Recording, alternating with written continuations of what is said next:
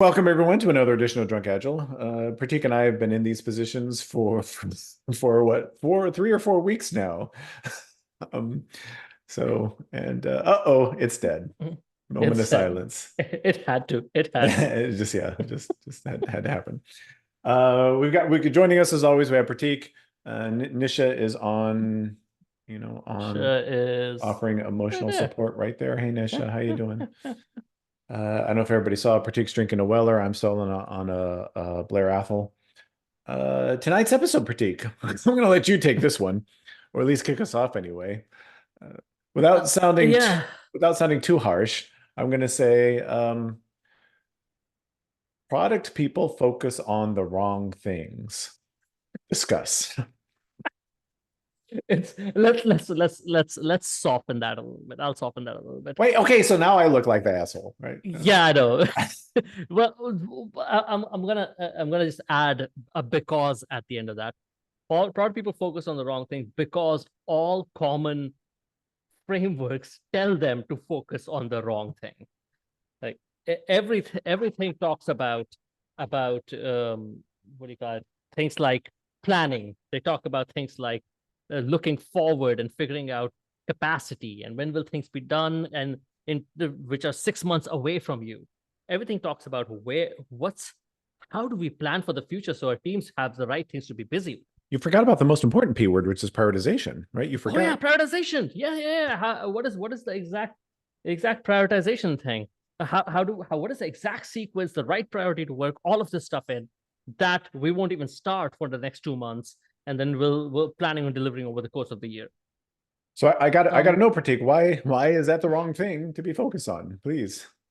I'm just going to because sit back. I'm going to pull up a chair here and watch you. because all that is just risk. That's all that is. We have no idea when we'll get to it because you all know the thing that you're supposed to start in 2 weeks from now, there are 20 things that are going to jump in front of it. We have no idea whether we'll get to this. We'll no idea once we do get to it, how long it's going to take because things keep growing and we don't split them.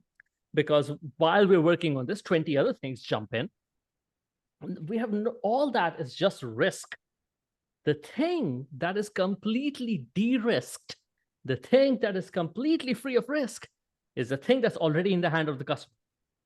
The thing that you delivered a week ago is already in the hands of the customer. We can go find out. We can right now go find out, is that thing actually solving a problem? And do we need to try something else in order to solve that problem? We're focusing completely on the wrong end. The thing that has the least amount of risk with it, let's focus on that.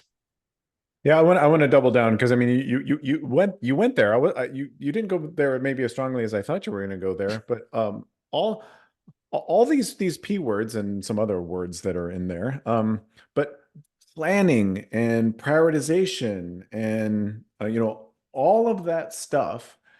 And this is where again I'm always stealing Prateek's thunder here. But all of that stuff is focused on when things should start, right? That's where the emphasis is being put. When you talk about planning, when you talk about prioritization, your focus is on when things start. Guess what? Your customers, for the most part, don't care when things start. What they really care about is when things finish. And that's where your emphasis should be. So if you think about all those agile frameworks out there and all the practices around planning and prioritization and estimation, that's all infrastructure for when should we start things. Who cares? Well, we'll talk maybe a different episode. We'll talk about who cares when things start because we kind of care, but we kind of don't. What we really care about is when things finish. This is a whole stop, starting, start, finishing thing. Help me out. Yeah, there are essentially three types of this is just my framework, no one else's, I think, or at least our framework. There are three types of risk. Are we solving the right problem? Are we solving it the right way? And are we solving it at the right time? To me, those are the unknowns that exist that we need to resolve as we design our processes. Are we solving it at sorry, go ahead. No, go, keep going, keep going. I think, are we solving it at the right time has already been resolved for the things that are delivered. So let's go figure out, and hopefully we selected the right problem to solve. So let's go figure out, did we solve it in the right way? Did we actually solve that problem? While this thing is in the midst of your process, that's when we can affect delivery, and are we solving it at the right time the most, and are we solving it in the right way quite a bit, because we can consistently get feedback. When this thing is in the backlog, we probably cannot affect any of those. So the questions we need answered, the unknowns that we have, are least present in the things that are already delivered. They are less, they are a little more present in the things that are in process, and they are most present in the things that are before our process. Rather remove the unknowns from that we can remove as quickly as possible. So Prateek and I haven't talked about this, so we'll probably talk about it and kind of go offline and or maybe hash it out right here, and come back later and address this in an upcoming episode. I would have said in a capitalist world, there's only one risk, and that is the customer willing to pay us for what we're spending our time on right now? Are we getting return on investment? I'd be curious how your three risks map to my one risk and our risk, and are those all kinds of the four sides to the same coin, Prateek? Yeah, think about it. Think about it. Think about it. I think they're just three slices of the same pie.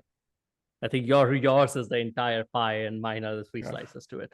We'll come up sometime when we're not two whiskeys in. We'll come. Although they are three drinks in the same bottle. We usually do better when we finished a bottle. Okay, so risk. Back to risk. But that's the thing. It's to take that ROI perspective on it, though.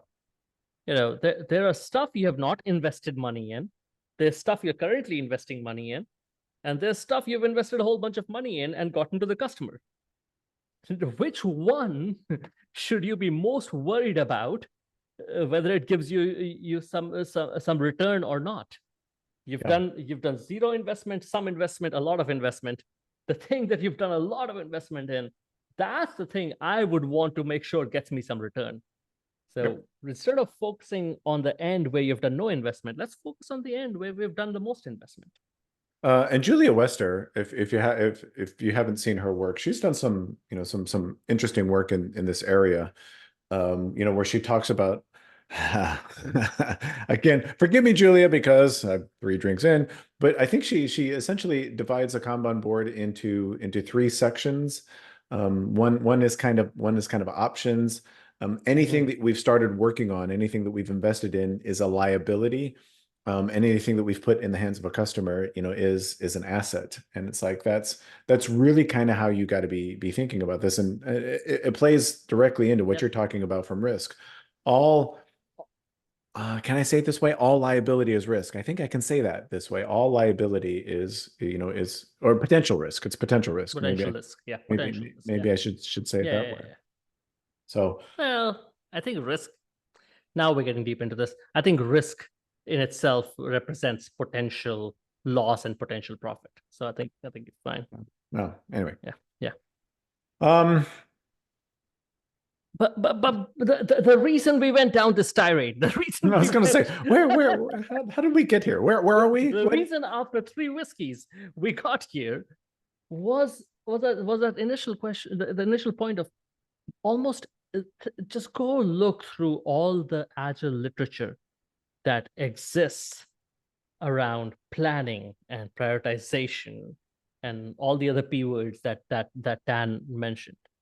And then compare the volume of that to how much exists in terms of verifying whether you delivered value or not. I'm willing to bet it's a 100-to-1 ratio. The art of planning, and no wonder product folks are more driven to thinking about prioritization and all that stuff, rather than, hey, we delivered this. Did we actually deliver some value? Yeah. So I think we can kind of leave it there for tonight. Spoiler alert, just so everybody knows.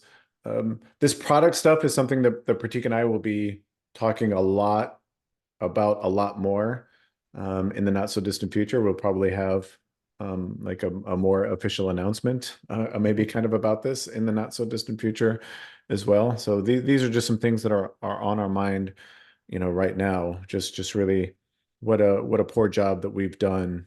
And by the way, we're not blaming product managers, we're not blaming product owners out there. It's just, we like most things in Agile, we've been told the wrong things, we've been taught the wrong stuff. And so we're just not equipped with the right tools to kind of solve some of these problems. So more on that a little bit later. So before that, as always, Prateek, last word. Anything to wrap this up? Yeah, you don't manage a product backlog. See the previous episode or whatever. Yeah. Great. With that, for Prateek, for the star of the show, Nisha, She's a little hashtag hidden now. Yeah, yeah, yeah, hashtag yeah, no product backlogs. yeah. Um, for Nisha, for Prateek, my name is Daniel Vacanti. As always, leave us what do you think? What do you think about this idea of product managers focusing on the wrong things? We'd love to hear from that. In the meantime, thanks for watching, and we will see you in the next episode.